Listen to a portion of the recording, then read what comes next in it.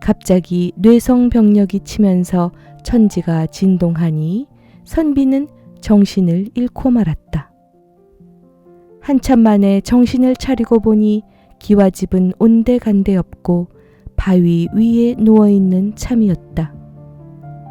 놀라서 주변을 살펴보니 큰 바위 밑에 구렁이가 용이 되기 위해 돌을 닦던 터가 눈에 띄었다.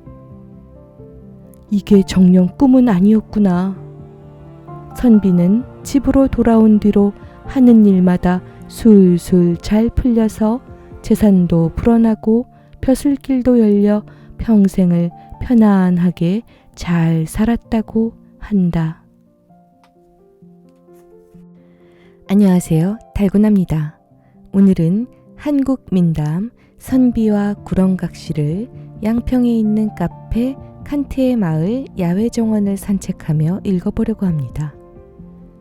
선비는 할 줄 아는 것이 글읽기밖에 없는데 급제를 못해서 가세가 기울어 가족이 굶어 죽을 위기에 처합니다. 그래서 과거에 급제한 친구가 도와주겠다고 말했던 것을 기억하고 한양으로 길을 떠났는데요. 가는 길에 날이 저물어 산속 깊은 곳에서 어느 여인을 만나 인연을 맺게 됩니다. 그런데 신기하게도 이 여인은 언제나 진수성찬을 차려낼 뿐만 아니라 본가에도 넉넉한 재산을 보냅니다. 도대체 이 여인의 정체는 무엇일까요? 양평에 있는 카페 칸트의 마을은 정원이 참 예쁜 카페입니다. 그러면 정원을 산책하며 한국 민담 선비와 구렁각시를 들어보실까요?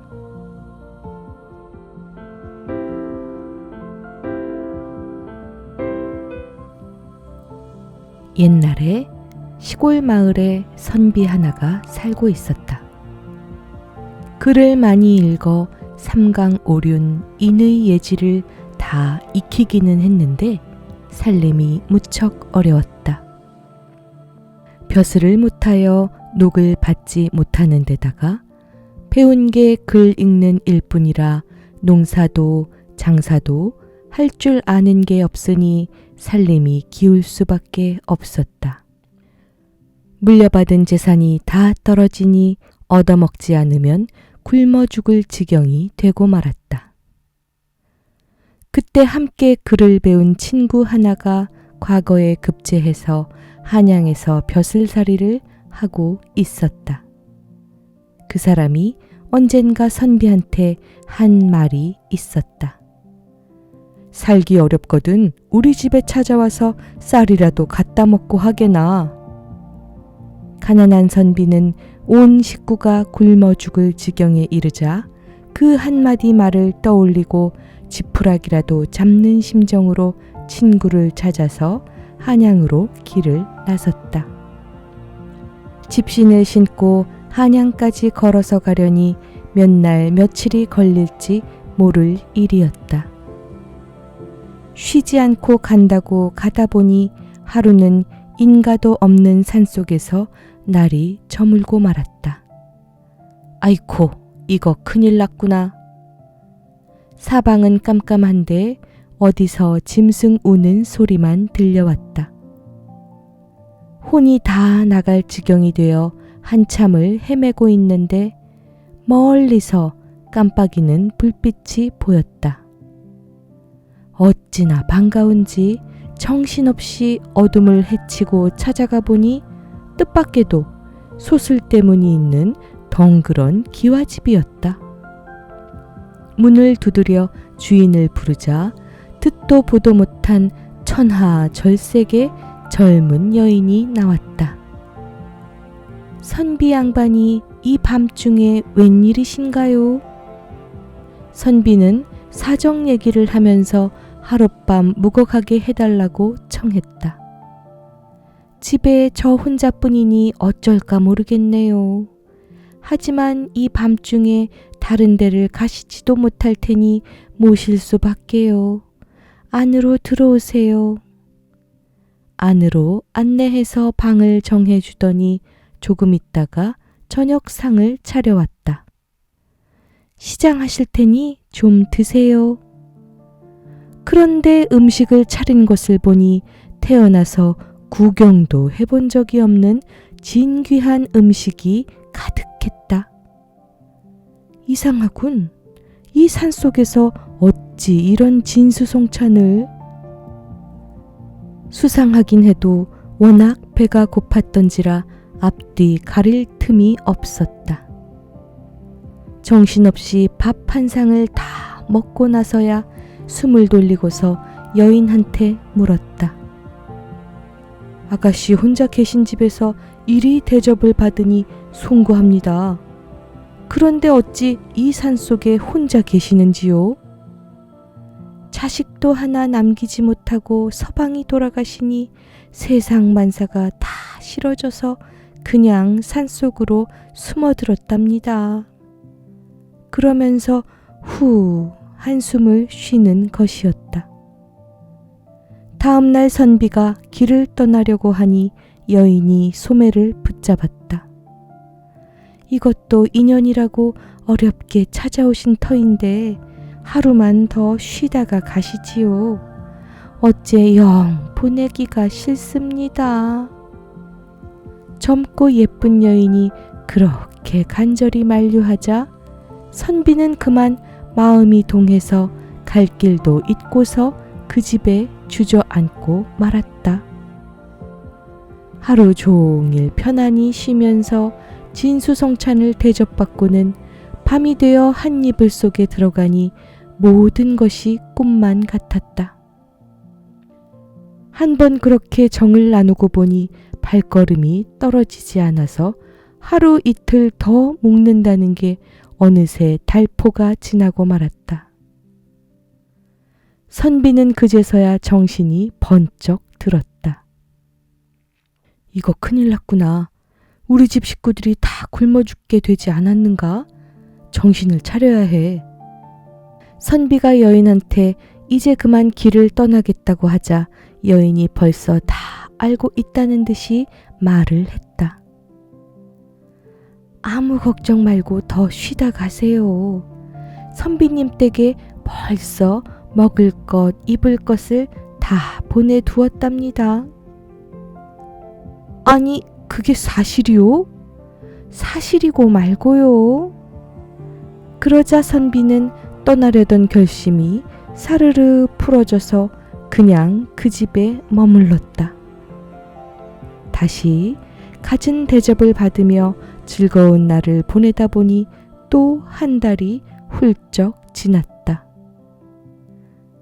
아무래도 안 되겠소. 이참에 집에 다녀올 테니 보내주구려. 네, 꼭 다시 오리다. 그러자 여인은 선선히 선비를 놓아주었다. 알겠습니다. 하지만 꼭 다시 오셔야만 합니다.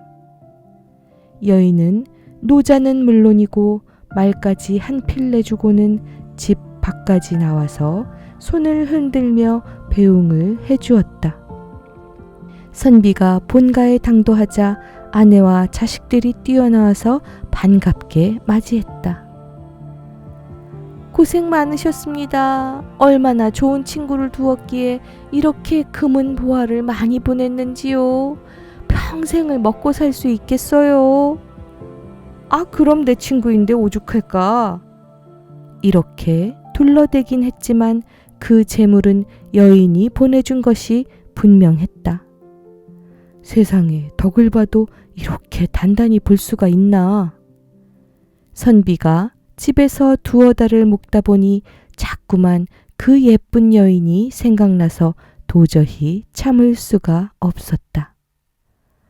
아, 사람의 도리로 보더라도 가서 인사를 하는 게 마땅하지 않은가? 이렇게 그럴싸한 명분까지 만든 선비는 여인을 찾아서 길을 떠났다. 선비가 부지런히 길을 재촉해 여인이 사는 집이 보일락말락하는 곳에 이르렀을 때였다. 여인을 만날 생각에 마음이 급해져서 뛰듯이 가고 있는데 뜻하지 않게 누군가 자기를 부르는 사람이 있었다. 이보게, 잠깐 걸음을 멈추고 내 말을 들어보게. 선비가 놀라서 돌아보니 오동나무 밑에서 백발이 성성한 노인 하나가 자기를 부르고 있었다. 노인장은 누이십니까? 내 말을 잘 듣게나. 나로 말하면 하늘나라에 계신 자네 선친의 친구일세. 그분 부탁으로 이렇게 온 거야. 어떤가? 자네 지금 웬 여자를 찾아가는 길이 아닌가? 선비가 머뭇거리면서 그렇습니다만 하자 노인이 말했다. 자네 아주 큰일 날 뻔했어. 그렇게 모른단 말인가? 그 여자는 사람이 아니라 요괴야. 천년 묵은 구렁이가 둔갑한 거란 말일세. 지금 자네가 가면 잡아먹으려고 준비하고 있는 중이야. 용이 돼서 하늘로 올라가려고 말이지. 믿기지 않거든 내가 하라는 대로 해보게. 그 집에 당도하거든 문으로 들어가지 말고 살짝 뒷담을 넘어 들어가 방 안을 엿보란 말이야. 그러면 모든 사실을 깨닫게 될 거야. 자네가 사는 방법은 단 한 가지뿐이야.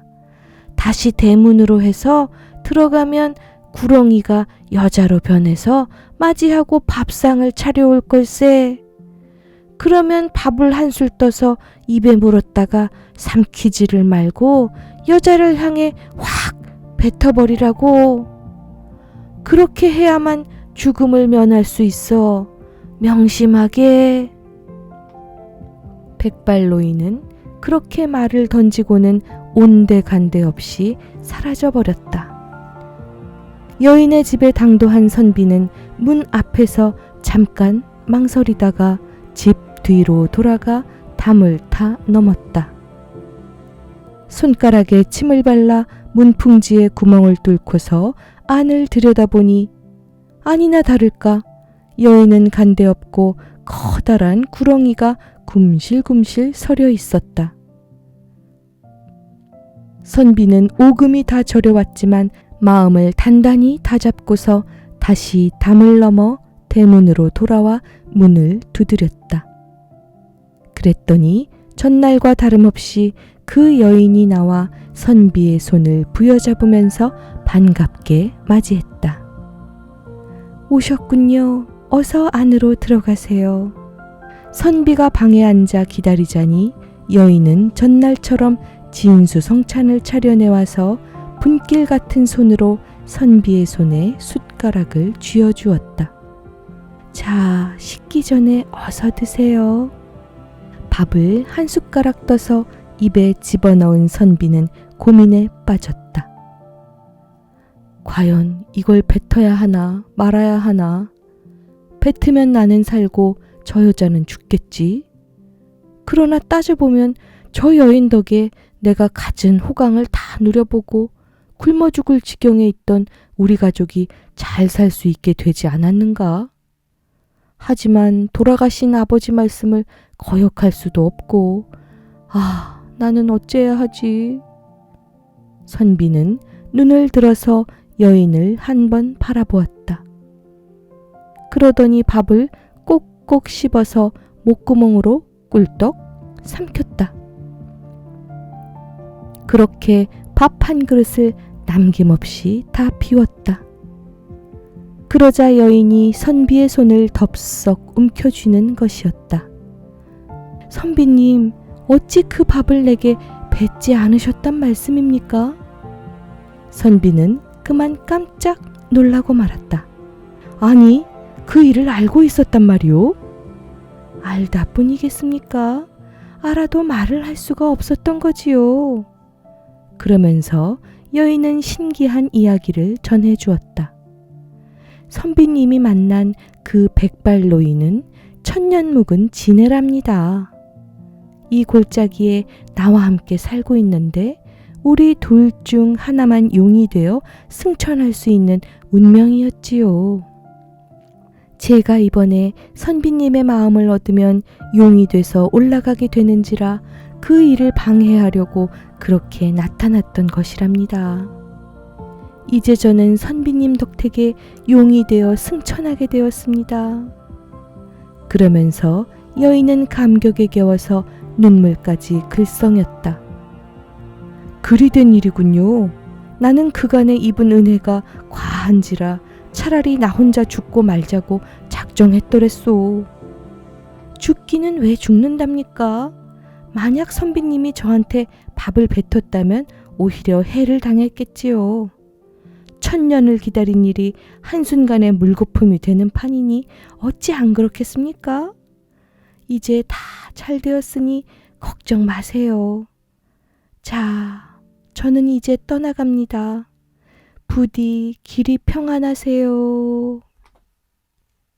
그 말과 함께 갑자기 뇌성병력이 치면서 천지가 진동하니 선비는 정신을 잃고 말았다. 한참 만에 정신을 차리고 보니 기와집은 온데간데 없고 바위 위에 누워있는 참이었다. 놀라서 주변을 살펴보니 큰 바위 밑에 구렁이가 용이 되기 위해 돌을 닦던 터가 눈에 띄었다. 이게 정녕 꿈은 아니었구나. 선비는 집으로 돌아온 뒤로 하는 일마다 술술 잘 풀려서 재산도 불어나고 벼슬길도 열려 평생을 편안하게 잘 살았다고 한다.